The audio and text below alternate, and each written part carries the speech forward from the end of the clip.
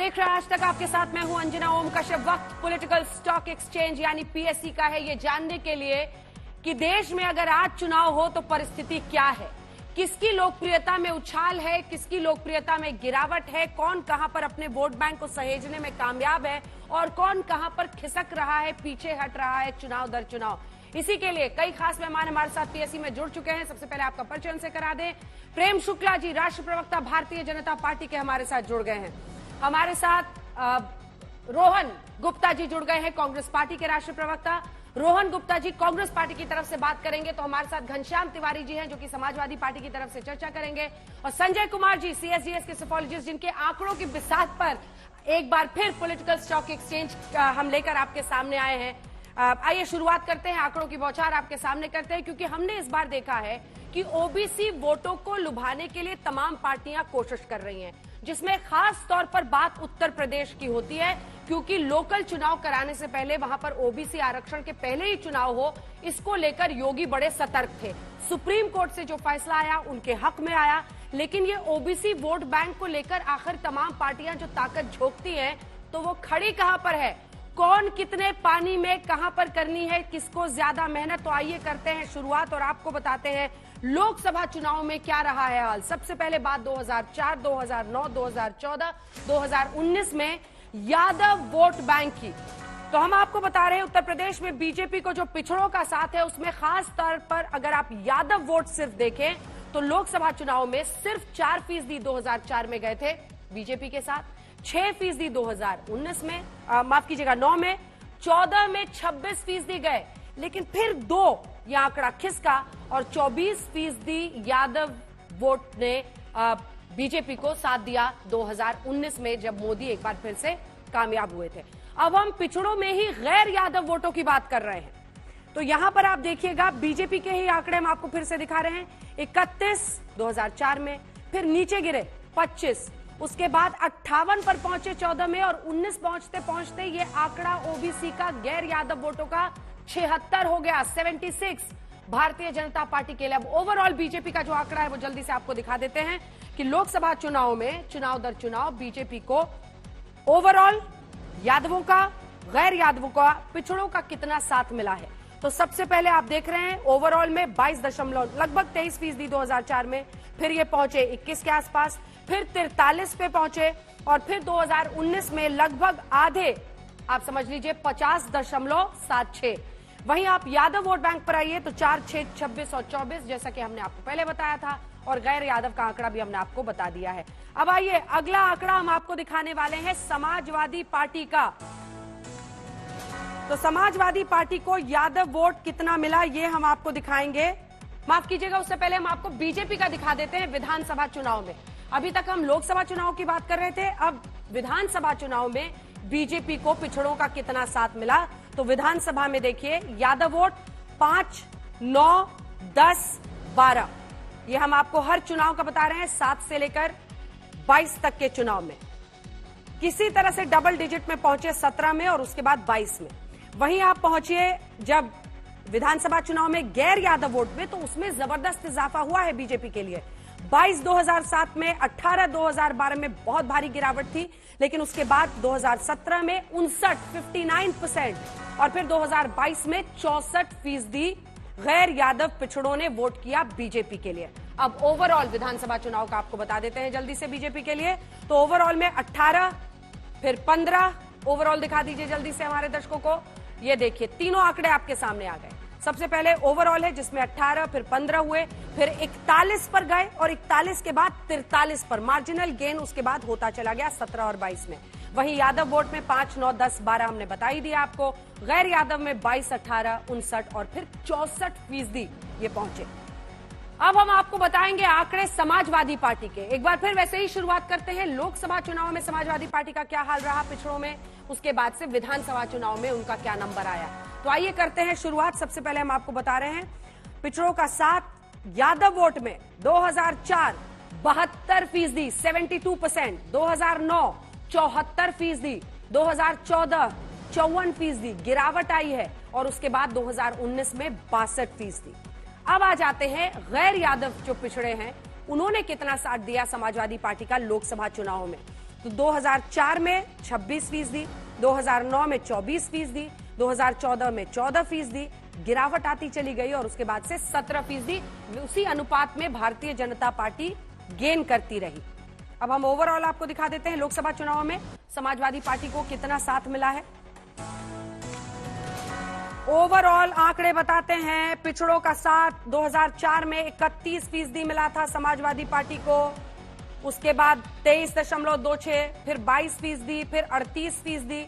वहीं Yadav vote bank में उनकी पैठ अच्छी रही है, हालांकि 72 से वो 62 पे पहुंचे हैं और वहीं गैर यादव में वो 26 से 17 पर पहुंचे हैं। अब हम आपको दिखा देते हैं विधानसभा चुनाव में समाजवादी पार्टी को पिछड़ों का कितना साथ मिला है। तो सबसे पहले 2007 में 72% यादव वोट उनके साथ थे, 72%, जो कि लगभग लोकसभा चुनाव के सिमिलर ही था संजय जी। उसके बाद आप देखिए 66% पर यह अटक गए, हालांकि लोकसभा चुनाव में तब भी वो 74 रहे, 74।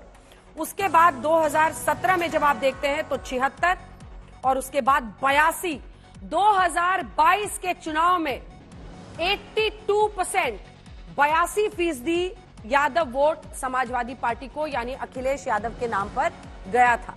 और अब हम आपको बता रहे हैं विधानसभा चुनाव में गैर यादव वोट, यहां पर उनका आंकड़ा फिर नीचे आ जाता है, 22 2007 में, 2012 में 29, 2017 में 18, 2022 में 24%। तो ये रहा है उनका आंकड़ा विधानसभा चुनाव में। अब हम आपको ओवरऑल बता दे रहे हैं कि कौन कहां पर यहां टिका हुआ है, जिसमें 25% समाजवादी पार्टी को था 2007 में, 29 2012 में, 28 2017 में, लेकिन 2022 में 82% जब यादव वोट उन्हें मिला तो उनका ओवरऑल आंकड़ा भी काफी ऊपर हो गया और वो पहुंच गए 36% के आसपास। बीएसपी के भी आंकड़े हैं, वो भी आंकड़े हम आपको दिखाते रहेंगे। मुझे पता है रोहन जी को ये नाराजगी रहेगी कि आपने कांग्रेस का क्यों नहीं दिखाया है, लेकिन शायद बहुत नॉमिनल आंकड़े, क्योंकि आपकी जो परफॉर्मेंस रही है उसको देखकर, लेकिन मुद्दे कांग्रेस उठाती रही है, इस बात का एडवांटेज उनको देना पड़ेगा। प्रेम शुक्ला जी, 82% से मैं शुरू करना चाहती हूँ। 82% जो यादव वोट है वो अखिलेश यादव के। अभी भी पिछड़ों को अगर एनमास आपको अपनी तरफ करना है तो बहुत मेहनत करनी पड़ेगी। देखिए, पिछड़ों में 76% गैर यादव तो भारतीय जनता पार्टी के साथ है, ये CSDS के आंकड़े ही बयान कर रहे हैं। दूसरा आप देख रहे हैं कि 4% यादव 2004 में हमारे साथ था, आज 26% यादव लोकसभा चुनाव में 2019 में भारतीय जनता पार्टी को वोट दे रहा है। आप देख रहे हैं कि विधानसभा चुनाव की तुलना में लोकसभा चुनाव में चाहे गैर यादव पिछड़ा हो या यादव पिछड़ा हो, इन दोनों में भारतीय जनता पार्टी का मत प्रतिशत विधानसभा चुनाव की तुलना में लोकसभा चुनाव में बढ़ जाता है। यही ट्रेंड जो है 2024 में भी रहेगा। और आप देखें, ये जो पिछले लोकसभा चुनाव में है वो सपा और बसपा का गठबंधन था, जो दलित और ओबीसी का एक जमाने में 93 में जब ये गठबंधन हुआ था तो अपराजय हो गया था। लेकिन नरेंद्र मोदी जी के चमत्कारिक नेतृत्व के कारण 2019 में इनके गठबंधन के बाद भी अगर भारतीय जनता पार्टी 50% से अधिक मत प्रतिशत टोटल प्राप्त करती है, ये स्पष्ट संकेत है कि सबका साथ, सबका विकास, सबका विश्वास, सबका प्रयास हमारा जो मंत्र है वो जनता को स्वीकार है। ठीक है, घनश्याम जी आपसे पहले रिएक्शन, फिर रोहन जी से।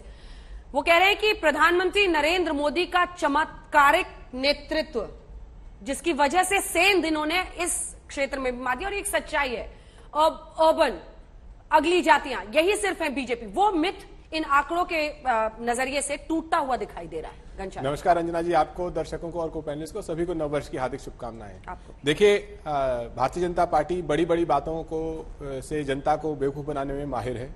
तो अगर हम आंकड़ों को शुद्ध तरीके से, आप शुरू ही कर रहे हैं जनता को बेवकूफ कह के। जनता को भारतीय जनता पार्टी, आपके सुनने का नजरिया है, मैं फिर से रिपीट करता हूं, भारतीय जनता पार्टी जनता को बेवकूफ बनाने में माहिर है। और अगर आपको लगता है कि आप बेवकूफ, आपको नहीं बनाया गया है, तो आपके अकाउंट में 15 लाख रुपए आ गए होंगे, आपके इर्द गिर्द प्रतिवर्ष 2 करोड़ रोजगार बन रहे होंगे, आपके आसपास के किसानों की आय डबल हो चुकी होगी, आपके आसपास हर व्यक्ति को घर मिल चुका होगा, हो सकता है कि 2-3% काला धन जो आया है वो भी आपका लाभ मिला होगा।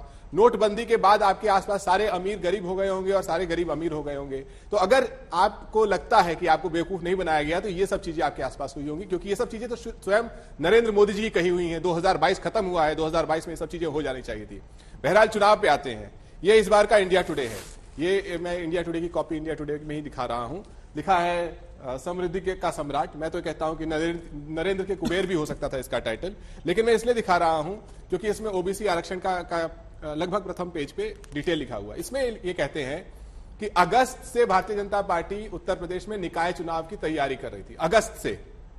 तो इसका मतलब कि उस चुनाव में यह साजिश थी कि किस तरीके से 5 दिसंबर आते आते कोई ऐसा प्रयास किया जाए कि आरक्षण को हर लिया जाए। अब आपके आंकड़े कहते हैं कि उत्तर प्रदेश में पिछड़ा वर्ग जमकर भारतीय जनता पार्टी को समर्थन देता है। 3 करोड़ वोट अकेले अखिलेश यादव जी के नेतृत्व में समाजवादी पार्टी को 2022 में मिले थे। इसके बावजूद, इन आंकड़ों के बावजूद भारतीय जनता पार्टी ने लगभग 125 सवर्णों को अपने विधायक के टिकट दिए। जो पार्टी ऊपर से नीचे तक सिर्फ ठाकुरों की, सामंतों की, सवर्णों की सोच को आगे करना चाहती है, आपके आरक्षण का हरण करना चाहती है, आपको बेवकूफ बनाकर ये वादा करती है कि किसानों की आय डबल करेगी, रोजगार देगी, क्या आपको लगता है कि इन आंकड़ों की बुनियाद पे 2024 में मजबूत रहेगी? वो बहुत कमजोर है और इसका गवाही देता है आज का अखबार, जहां पर ये लोग कहते हैं कि अब इनके पास भगवान राम की शरण में जाने के अलावा कोई मुद्दा नहीं बचा हुआ है, जहां पर इनके हर वादे का राम नाम सत्य है हो चुका है। हर वादे का राम नाम सत्य हो चुका है। तो फिर रोहन गुप्ता जी, ऐसी परफॉर्मेंस क्यों है? क्योंकि ये कांग्रेस भी हमेशा, तमाम पार्टियां, एनालिस्ट भी यही कहते हैं, जो अगड़ी जातियां हैं उनकी पार्टी है, अर्बन वोटर है उनकी पार्टी है। लेकिन अब ये बता रहा है, ये धीरे धीरे जो इनका इजाफा हो रहा है, क्या प्रधानमंत्री नरेंद्र मोदी के नेतृत्व का असर है कि अब जो पिछड़ी जातियां हैं या इनकी स्कीम्स का असर, वो पिछड़ी जातियां भी बीजेपी की तरफ जा रही हैं? देखिए अंजना जी, जिस प्रकार से भाजपा की एक राजनीति रही, हम अब क्योंकि आज यूपी की बात करें तो उसी पे बात करेंगे। जब भी चुनाव आते हैं तब क्यों स्मशान कब्रिस्तान और 80-20 आ जाता है? क्यों? अगर किसी की सरकार है, अगर किसी ने काम किया है तो अपने काम के नाम पे वोट मांगे। अगर हम काम की बात करेंगे, आपने प्रधानमंत्री जी की बात की, तो इनके वादे हैं 2022 में जो उन्होंने किए थे, क्या क्या पूरे होंगे? 5 ट्रिलियन इकोनॉमी का वादा था, किसान की आय दुगनी होने का वादा था, हर भारतीय को घर का वादा था, हर घर में इलेक्ट्रिसिटी का वादा था, बुलेट ट्रेन का वादा था, और आखिरी वादा, कई बार ज्यादा हो जाता है, एस्ट्रोनॉट को स्पेस में भेजने का वादा था। ये 2022 के प्रधानमंत्री के वादे हैं। आज हम 2023 में खड़े हुए हैं। मुद्दा अंजना जी क्या है कि अगर बीजेपी को एक चीज मालूम है कि अगर सही मुद्दों पे, बेरोजगारी पे या महंगाई पे या मुख्य महिला सुरक्षा की, जो हम हाल देख रहे हैं दिल्ली में और क्या यूपी में क्या है, आज उनके जो डेप्यूटी सीएम है उनके पास क्या मुद्दा बच गया है कि राहुल गांधी की टी शर्ट की स्टडी करेंगे कि भाई उनको ठंडी क्यों नहीं लग रही है। तो ये जब मुद्दे पे हम राजनीति करेंगे तो बीजेपी का कमल का जो कीचड़ है वो साफ हो जाएगा और कमल मुरझा जाएगा। यही प्रयास हमारा है। जो भारत जोड़ो यात्रा का मुख्य उद्देश्य ये है कि महंगाई की बात हो, बेरोजगारी की बात हो, युवाओं की बात हो, नफरत की राजनीति को हटाने की बात हो। मुद्दे जनता के हैं, जो भी सरकार हो। मैं बोल रहा हूं अगर कांग्रेस की सरकार काम नहीं करती तो उसकी भी जवाबदेही है। आप 5 साल में अगर चुन के आते हैं, जिस वादों पे चुन के आते हैं, आप जनता को अपना अकाउंट दिखाइए, अपना रिपोर्ट कार्ड दिखाइए और फिर जनता को तय करना चाहिए कि उन मुद्दों पर काम नहीं किया तो उसको वोट ना दे। हमारा प्रयास यही है कि उसी मुद्दे पर जनता का ध्यान, कि जिससे डिवाइड एंड रूल की जो भाजपा की नीति है वहां से अगर ध्यान हटेगा तो मुझे विश्वास है कि नए साल में जनता के मुद्दों पर चर्चा होगी और जनता के मुद्दे पर चुनाव होगा और जनता के मुद्दों पर चुनाव जीता जाए। ठीक है, काउंटर सवाल बहुत सारे हैं, बाद में आएंगे। संजय जी, अब आपके पास आते हुए, आपने ये आंकड़े दिए हैं, समझा के एक तो उसको कॉन्टेक्स्ट में बताइए, और क्या रोहन जी और घनश्याम जी की बात, रोहन जी जो कह रहे हैं कि अंत में ये हिंदुत्व का मुद्दा उठा देते हैं, जिससे ये हिंदुत्व के नाम पर अगड़े पिछड़े सबको एक साथ अपने साथ कर लेते हैं, क्या ये सही है? अंजना जी, पहले मैं आंकड़ों की बात करूंगा। ये आंकड़े क्या बताते हैं? आंकड़े साफ बता रहे हैं कि भाजपा जब से शासन में आई है 2014 के बाद, उनका एक प्रयास रहा है, चाहे वो राज्य के चुनाव हो, देश के चुनाव हो, कि ओबीसी मतदाताओं को कैसे अपनी ओर लाया जाए। ये आंकड़े ये बताते हैं कि यूपी में उसमें वो काफी हद तक सफल होते हुए दिखाई पड़ते हैं, लेकिन वो पूरे के पूरा जो ओबीसी कुनबा है, ओबीसी वोटर है, वो सब उनके साथ नहीं है। ओबीसी वोटरों में एक बंटवारा दिखाई पड़ता है। यादव अगर वोटरों की बात करें, वो अभी भी समाजवादी पार्टी के साथ खड़े दिखते हैं, और जो नॉन यादव ओबीसी हैं उनका झुकाव बीजेपी की ओर लगातार बढ़ता जा रहा है।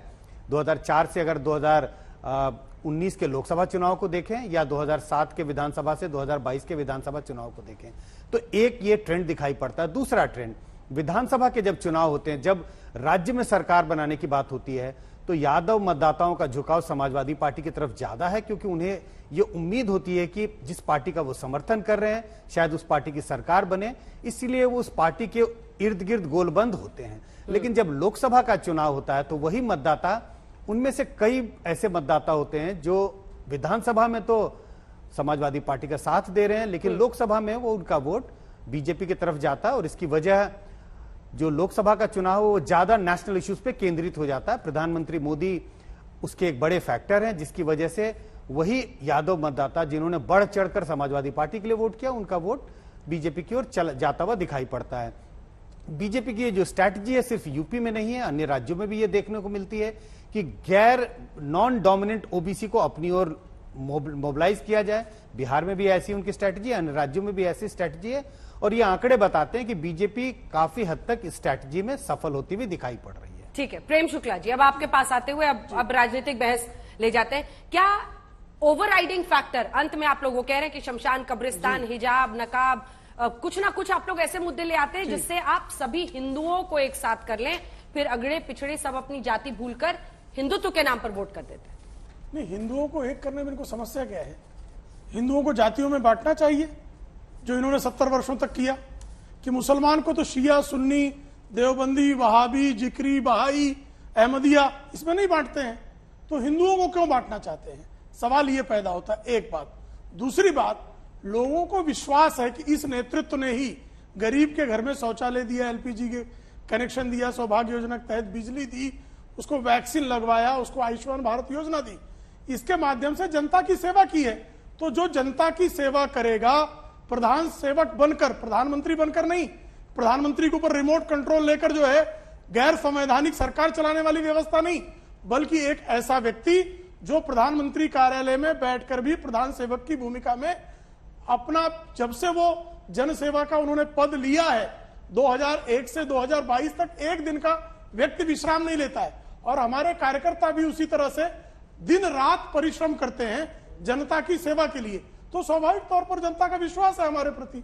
अब जनता का विश्वास हम पर आए, और आप बार बार जो बातें करते हैं कि भाई राम मंदिर की बात अगर आई है, आएगी ना। 1992 में जब से बाबरी का विध्वंस हुआ था से लेकर 2019 तक हर चुनाव पूछते थे कि मंदिर वहीं बनाएंगे, तारीख नहीं बताएंगे, राहुल बाबा भी पूछते थे। अब हम कह रहे हैं कि हम वहां मंदिर बना रहे हैं और उसके उद्घाटन की तारीख भी बता रहे हैं। और जिन लोगों ने यह संकल्प लिया था भारत की संसद में खड़े होकर कि राम लला की जन्मभूमि पर बाबरी मस्जिद बनाएंगे, उनकी हिम्मत हो तो संकल्प पूरा कर दे। राहुल गांधी जी को भेज दीजिए संकल्प पूरा करने। रोहन जी, और एक सेकंड, आपने बोला कि वो राहुल गांधी की टी शर्ट पे बात करते हैं। हुसैन दलवाई आप ही के पूर्व एमपी है ना, वो कह रहे हैं कि योगी जी को ये भगवा कपड़े उतार के मॉडर्न कपड़े पहनने चाहिए। देखिए, तो फिर आप लोग भी तो हवा देते हैं ना, सब टीम भी बन जाते हैं। आज अभी उन्होंने हिंदू की बात की, हिंदू को जोड़ना, ये हिंदू को जोड़ नहीं रहे, देश को तोड़ रहे हैं, दोनों में बहुत फर्क है। अगर हिंदुओं को जोड़ने की बात हुई तो जम्मू में जो 6 कश्मीरी पंडितों की हत्या हुई नए साल में, क्यों आज इनकी सरकार है, क्यों चुप बैठे हुए, क्यों आतंकवाद खत्म नहीं हुआ? अभी कल की बात है अंजना जी, जो जैन समाज हमेशा से कहा जाता है कि बीजेपी के साथ खड़े रहते हैं, आज सम्मेत शिखर जी पूरे देश की आस्था का विषय है, वहां पर भी पर्यटन स्थल की बात की, पूरे जैनों को रोड पे आना पड़ा। तो इनको किसी की खुशी देखी नहीं जाती, वो हिंदू हो या मुसलमान हो, वो सिर्फ राजनीति करते हैं। आपने कहा राम मंदिर, आज राम जी उनको पूछ रहे कि पूछे राम, जब किया नहीं कुछ काम तब क्यों ले रहे हो मेरा नाम? ये राम जी पूछ रहे। राम जी आस्था का विषय है, हम सबकी आस्था का विषय है, पर राम के नाम के पत्थर कब तक तैरेंगे? भैया आपको काम तो करना पड़ेगा। मैंने जो स्टेटमेंट दिखा है वो प्रधानमंत्री का स्टेटमेंट है, किसी और का तो नहीं है। और नए साल का तोहफा देखिए, एलपीजी के प्राइस में वृद्धि हो गई, अनएम्प्लॉयमेंट रेट सबसे उच्च स्तर पर दिसंबर में चला गया 8.3। ये सारे इंडेक्सेस हैं, उसमें देश का हाल देखिए आप। जेंडर इंडेक्स में दोनों सबसे ज्यादा, हंगर इंडेक्स में हम 107वें नंबर पे हैं, वर्ल्ड प्रेस फ्रीडम 150वें नंबर पे हैं, वर्ल्ड हैप्पीनेस इंडेक्स 136वें नंबर पे हैं, डेमोक्रेसी रिपोर्ट हम 93rd सिचुएशन पे हैं, ह्यूमन डेवलप हम 132 के नंबर पे हैं, हमारा पासपोर्ट 87वें नंबर पे है। तो ये सब चीजें क्या है? आज जो सरकार 8 साल से शासन में, जनता को उसको रिपोर्ट कार्ड दिखाना पड़ेगा। और जब छात्रों को मालूम होता है कि आप रिपोर्ट कार्ड दिखाने से वो फेल होने वाला है, तो इधर उधर की बात करेगा, उसकी मजबूरी है। और यही हमारा उद्देश्य है अंजना जी, कि जब जनता की मुद्दे की बात हो, जनता के मुद्दे पे बात कीजिए। हम डंके की चोट पे कहते हैं कि हम जीतेंगे, क्योंकि हम जानते हैं कि जो वादा जनता को किया जाता है वो पूरा करना हमारा नैतिक, हमारी जिम्मेदारी है, उस पर हम भाग नहीं सकते। यही जिम्मेदार और गैर जिम्मेदार लोगों में फर्क होता है। आने वाले दिनों में ये फर्क आपको जरूर दिखेगा। हुसैन दलवाई पे आपने कुछ नहीं कहा। बिल्कुल, क्योंकि आज जो पार्टी में है, आप उनसे सवाल पूछिए, मैं उसका जवाब इसीलिए नहीं दूंगा। पर मैं फिर भी एक चीज कहना चाहूंगा कि किसी भी पार्टी के लिए, किसी के लिए भी व्यक्तिगत टिप्पणी नहीं होनी चाहिए। मुद्दों की राजनीति कीजिए, पॉजिटिव राजनीति कीजिए। जब तक मुद्दों की राजनीति नहीं होगी, तब तक देश में गरीब का भला नहीं होगा। जब तक मुद्दों की राजनीति होगी जनता को कोई फायदा नहीं होगा। मैं सिर्फ मुद्दों की राजनीति में एक जवाब प्रेम शुक्ला जी इस पर दीजिए, उसके बाद जाएंगे। प्रेम शुक्ला जी, क्या आप लोग महंगाई, बेरोजगारी, ये मुद्दे जैसे ही उठते हैं तो उनको ढकने के लिए सबसे अच्छा तरीका है राहुल गांधी? कभी राहुल गांधी की दाढ़ी, कभी राहुल गांधी की टी शर्ट, मतलब राहुल गांधी तो आप लोग मतलब लगता है सुबह उठते ही जो उनका नाम जपना शुरू करते हैं, पूरी स्ट्रैटेजी ही राहुल गांधी आपकी, बीजेपी स्ट्रैटेजी राहुल गांधी। देखिए, भारतीय जनता पार्टी बेरोजगारी पर भी बात करती है और अकेले प्रधानमंत्री 1952 से लेकर 2019 तक एक प्रधानमंत्री मुझे दिखा दीजिए जिसने संसद में खड़े होकर उनके कार्यकाल में कितने रोजगार का सृजन हुआ है। 2018 में संसद में खड़े होकर नरेंद्र मोदी जी ने कितना रोजगार सृजन हुआ उसका आंकड़ा बाकायदा दिया, किस सेगमेंट पे कितना हुआ। महंगाई बढ़ती थी इनके जमाने में तो शरद पवार इनके कृषि मंत्री थे, वो कहते थे कि हम कोई ज्योतिषी है क्या, महंगाई कब घटे बता दें आपको। आज महंगाई बढ़ती तो उसको नियंत्रित करने के लिए कदम उठाए जाते हैं। अब रह गई बात राहुल गांधी की। अब अगर कोई विचित्र हरकतें करेगा कि भारत जोड़ो यात्रा की बात करे और जाकर जॉर्ज पुनैया जैसे भारत विरोधी जो माँ भारती के लिए अपशब्दों का प्रयोग करता है, बोलिए, लेकिन टी शर्ट पे आने की क्या जरूरत है? टी शर्ट पे आने की क्या? भारतीय जनता पार्टी किसी ने आपके जैकेट पे, आपके कुर्ते पे डिस्कस कर रहे हैं ना बात। ये योगी जी के कपड़े पे कर रहे हैं ना। माफी मांगे जरा ये कि भगवान हमको क्यों बदनाम कर रहे हैं, बोलिए जरा माफी मांगे। अरे आप करिए, राहुल गांधी आपके डेप्यूटी सीएम ने कहा, आपके डेप्यूटी सीएम ने कहा है कि हम रिसर्च करेंगे। राहुल गांधी जी को फोन क्यों नहीं लग करते हैं? ये गलत तरीका है। नहीं, आपने मुझे क्या गलत तरीका है, मैं इनके बीच में नहीं बोला। टी शर्ट पे क्यों आना है? नहीं, आप मुझे कृपा करके बताइए ना, जो हुसैन सद्दाम हुसैन की तरह लगने लगे, क्यों ये सब क्यों बोलना है? नहीं, वो तो कहा कि आप पंडित नेहरू की तरह लगिए, तो उसमें आपत्ति क्या होगी? नेहरू जी की तरह अगर लग जाएंगे राहुल गांधी तो खराब हो जाएगा। और जिन सद्दाम हुसैन के लिए राजीव गांधी अमेरिका से झगड़ा मोड़ लेने को तैयार थे, उनसे तुलना कर दी तो आपत्ति हो गई। चुनाव के टाइम स्ट्रेटेजिकली करते हैं ना सर, हिंदू मुस्लिम पूरे चुनाव को बनाने की स्ट्रेटेजी होती है। हिंदुत्व को गाली देने से हिंदू मुस्लिम नहीं होगा। सतीश जारकिहोली ने इनके चुनाव के समय का हिंदू जो है गाली है, तो उससे हिंदू मुस्लिम नहीं होगा। मायावती के भी, बीएसपी के भी आंकड़े हैं, अगर जल्दी से वो आंकड़े अपने दर्शकों को जरा दिखा दे तो लोकसभा चुनाव में जो ओवरऑल आंकड़ा है उसके साथ हम शुरुआत करें ताकि जल्दी से आप समझ जाएं। ओवरऑल में जो पिछड़ों का वोट था वो 2004 में 24% मिला बीएसपी को, मायावती की पार्टी को, फिर 27% मिला, फिर 19.62। इसमें 2019 का आंकड़ा इसलिए नहीं है क्योंकि उनका गठबंधन हो गया था एसपी के साथ। वहीं पर आप यादव वोट देखिए 10, 4, 3, गैर यादव 14, 20 और 11। बीएसपी को आप कहां पर देखते हैं सर अगले चुनाव में, या जो बड़े विधानसभा चुनाव के भी आंकड़े जल्दी से दिखा दीजिए। 30, फिर 25 हुआ, फिर 22, फिर 12.88%। गिरावट होती चली गई। यादव वोट 8, 11, 6, 2, यहां पर तो बहुत उम्मीद वैसे भी नहीं थी, लेकिन जब आप गैर यादव देखें तो 27 से 19 हुआ, फिर 15 हुआ, फिर 5 हो गया। बीएसपी और मायावती, कई लोग अब ये मान रहे हैं कि क्या उत्तर प्रदेश में अब बस बीजेपी वर्सेस एसपी है, क्या वही अब आप होता हुआ देख रहे हैं संजय? देखिए अंजना जी, इस वक्त भविष्यवाणी कर पाना तो बहुत मुश्किल है 2024 के चुनाव में बीएसपी का क्या खेल रहेगा, उनका प्रदर्शन कैसा रहेगा। लेकिन अगर हिस्टोरिकल आंकड़ों के नजरिए से देखें, विधानसभा का चुनाव उनका गिरता हुआ ग्राफ, लोकसभा का चुनाव उनका गिरता हुआ ग्राफ, 2019 के चुनाव में उन्होंने समाजवादी पार्टी के साथ गठबंधन किया जिसका उन्हें फायदा मिला, समाजवादी पार्टी को भी उसका फायदा मिला होगा। लेकिन जिस तरह से उस गठबंधन से उम्मीद थी कि वो बीजेपी का शायद सफाया कर देंगे, ऐसा कुछ हुआ नहीं 2019 में।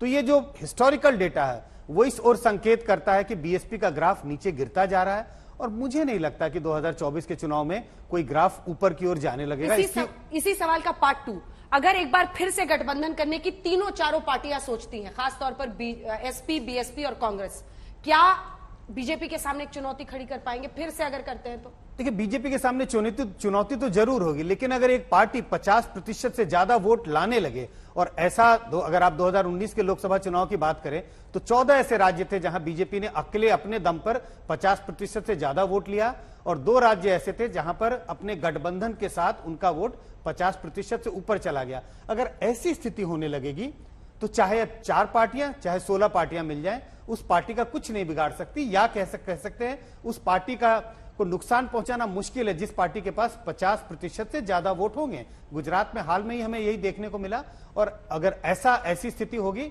तो चाहे गठबंधन हो जाए कांग्रेस, बीएसपी, एसपी का, उसमें 2 पार्टियां और भी शामिल हो जाएं, बीजेपी के लिए चुनौती तो होगी लेकिन इतनी बड़ी नहीं जिससे बीजेपी को करारी शिकस्त दी जा सके। घनश्याम जी, सिर्फ एक पार्टी सदस्य नहीं बल्कि एक पॉलिटिकल एनालिस्ट के तौर पर भी इस सवाल का जवाब दीजिए कि पिछड़ी जातियां ज्यादातर समाजवादी पार्टी, बीएसपी के पीछे खड़ी रहती थी हमेशा, बीजेपी को वो नकार देती थी। लेकिन इस तरह का ट्रेंड क्या साफ संदेश नहीं दे रहा है कि 24 में कुछ भी करिए, हाथ भी मिला लीजिए, तीनों भी एक साथ आ जाइए, जैसा वो कह रहे हैं? और संजय जी न्यूट्रल तरीके से कह रहे हैं, अगर आप उनको ये कंसिडरेशन दे दें, हालांकि आजकल उंगलियां सब पर उठती हैं, तो फिर आप लोगों के लिए अभी से राह मुश्किल दिख रही है।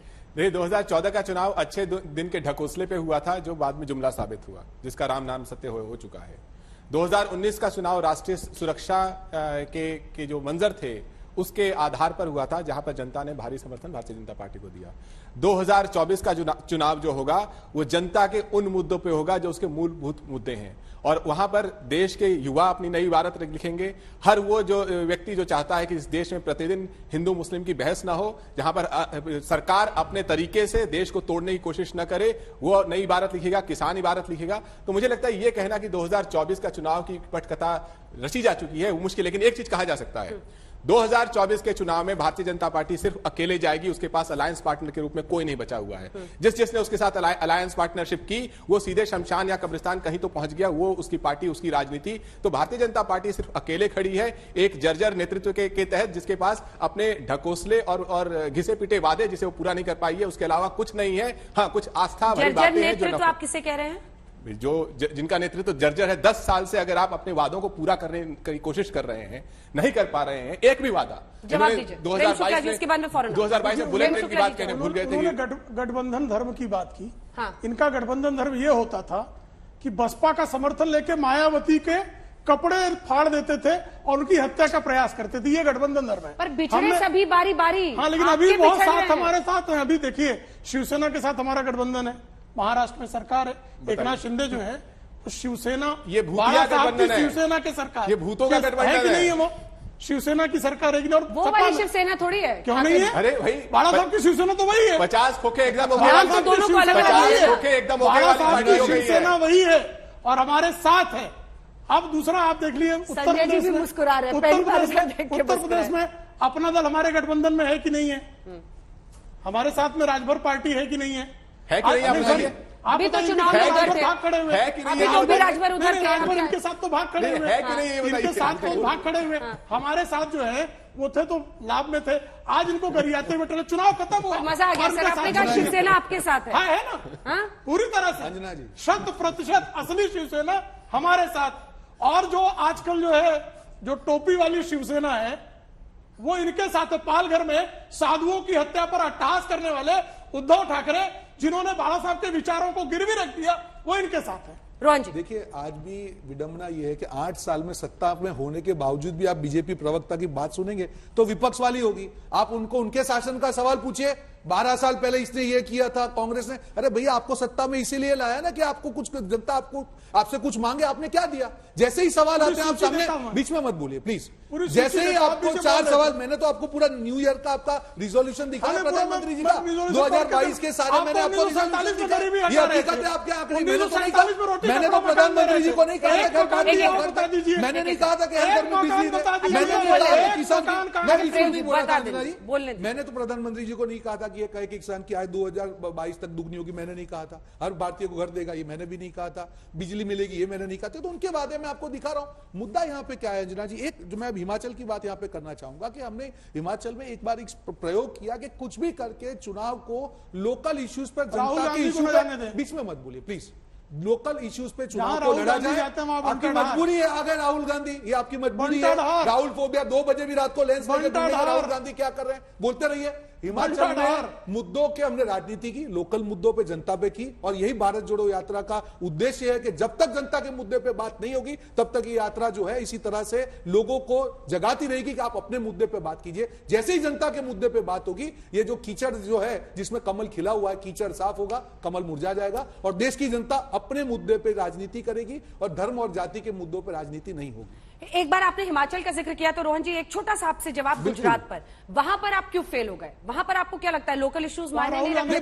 वहां पर और साथ ही इस बार तो ऐसे इलाके जहां पर कभी बीजेपी नहीं जीती थी, कांग्रेस हमेशा गढ़ बनाकर रखती थी, चुनाव दर चुनाव जीतती थी, वो भी ये छीन ले गए। क्यों? देखिए बिल्कुल अंजना जी, आप जानते हैं कि जब एनालिसिस करते हैं तो ईमानदार होना चाहिए। हमारी हार हुई, उसके कारण हम लोग भी स्टडी कर रहे हैं। पर मुख्य मुद्दा मुझे जो लग रहा है कि इस बार हमने जो कहा था कि हम माइक्रो कैंपेन करके डोर टू डोर करके करेंगे, चुनाव प्रचार जिस प्रकार से लास्ट हफ्ते 10 दिन में हुआ, आप भी थी वहां पे, जो जनता का जो सिचुएशन था, लोग बहुत नाराज थे, पर कहीं ना कहीं उसको कैपिटलाइज करने में हम लोग जो है विफल साबित हुए। देखिए यही फर्क है हम और बीजेपी में। आप ये भाजपा को सवाल पूछिए हिमाचल पे, अरे नहीं घुमा घुमा के पूरे देश में लेके जाएंगे। अब इनके लिए तो हिमाचल देश के नक्शे में नहीं रहेगा, अब नाम ही नहीं ले रहे हिमाचल का, ये इनका हाल है। वहां पे उनके राष्ट्रीय अध्यक्ष है, वहां पे उनके केंद्रीय मंत्री अनुराग ठाकुर सारी की सारी सीट वहां पे आ रहे, आज बोलने का उनको अधिकार नहीं है। आज मोदी जी ने वहां पे भी तो प्रचार किया था, वहां पे क्यों आ रहे? जवाब तो बनेगा। अगर क्रेडिट उनको दिया जाता है गुजरात का, तो डेबिट भी तो हिमाचल का उनको जवाब दिया दीजिए, जाएगा। जवाब मुद्दा दीजिए। बताइए, आप क्यों नहीं दे पा रहे हैं? वहां क्यों नहीं देखिए कर हम हिमाचल में 60 में 26 जीते, हम साफ हो गए।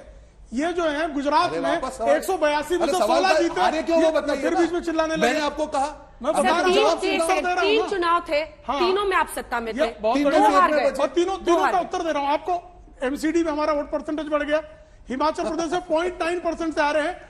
पूरे वोटों का अंतर हिमाचल प्रदेश में कांग्रेस और भाजपा हारे में क्यों वो सिर्फ बताइए ना। 35,000 का है। हारे क्यों वो उसका बताइए। आप जैसे मैंने का गुजरात बता में नहीं पा कहा, रहे हैं। मैंने कहा अब गुजरात में क्यों 16 हारे? सीट क्यों क्यों हारे? हारे? राहुल गांधी का जो है क्यों हारे? अब शकुन बन हिमाचल गया। में क्यों हारे? बंटा देश की हार हो जनता गया। देख रही है। मिस्टर राहुल अंजना जी, के आपका पहुंचते ही पूरे देश की अगर जनता अगर देख रही है। बात नहीं जवाब नहीं दे पा रहे हैं। जवाब नहीं दे पा रहे हैं। बात यही नेतृत्व की बात है तो फिर आपसे एक सवाल, आम आदमी पार्टी दिल्ली में उनका शासन, 2 राज्यों में अगर हम क्षेत्रीय दलों को देखें, आप लोग अखिलेश यादव का इतना दम भरते हैं, उधर नीतीश कुमार भी बहुत दम भर रहे हैं और उनकी उम्मीदें दिख रही हैं 2024 को लेकर, लेकिन आम आदमी पार्टी 2 राज्यों में, क्षेत्रीय पार्टी का निकलना दूसरे राज्य में, लेकिन ये काम समाजवादी पार्टी कर पाई, न जेडीयू कर पाई, न बीएसपी, कोई ऐसी क्षेत्रीय पार्टी नहीं कर पाई है, वो कर पाए हैं। अखिलेश यादव या अन्य नेता ऐसा क्यों नहीं कर पा रहे हैं, अगर उनको बार बार कहते हैं मोदी को चुनौती देनी है तो?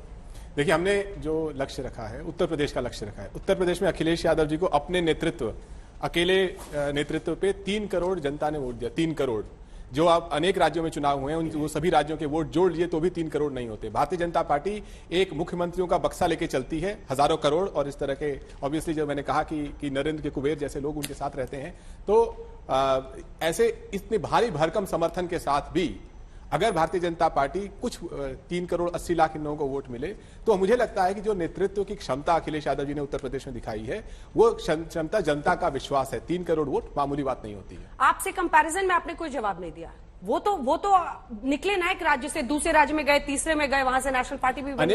अनेक पार्टियों की अपनी राजनीति होती है। आम आदमी पार्टी ने दिल्ली में अच्छा काम किया है, जो उनकी स्कूल का मॉडल है या उनका जो मोहल्ले क्लिनिक का मॉडल है, उसने जनता को आकर्षित किया है, जिसका लाभ उन्हें अन्य राज्यों में मिलता है। ये उनके संगठन की क्षमता है, उसकी मैं तारीफ करता हूं। लेकिन मुझे लगता है कि हमारा जो लक्ष्य है उत्तर प्रदेश है और हम उस पर कायम रहेंगे। ठीक है संजय जी, बीजेपी बनाम अन्य क्षेत्रीय पार्टियां, उनकी जो महत्वाकांक्षाएं हैं 24 को लेकर, क्या चैलेंजेस हैं उनके सामने, क्या चुनौतियां हैं बीजेपी के मोदी के रहते?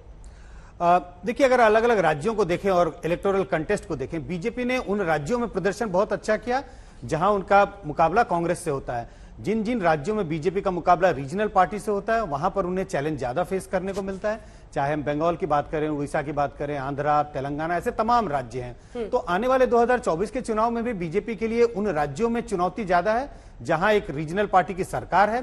बीजेपी को उसके लिए अलग से तैयारी करनी पड़ेगी और मुझे लगता है बीजेपी के लिए शायद रास्ता आसान है उन राज्यों में जहां उनका मुकाबला सीधे कांग्रेस से है। चलिए, आप सभी का बहुत धन्यवाद हमारे साथ पॉलिटिकल स्टॉक एक्सचेंज में जुड़ने के लिए।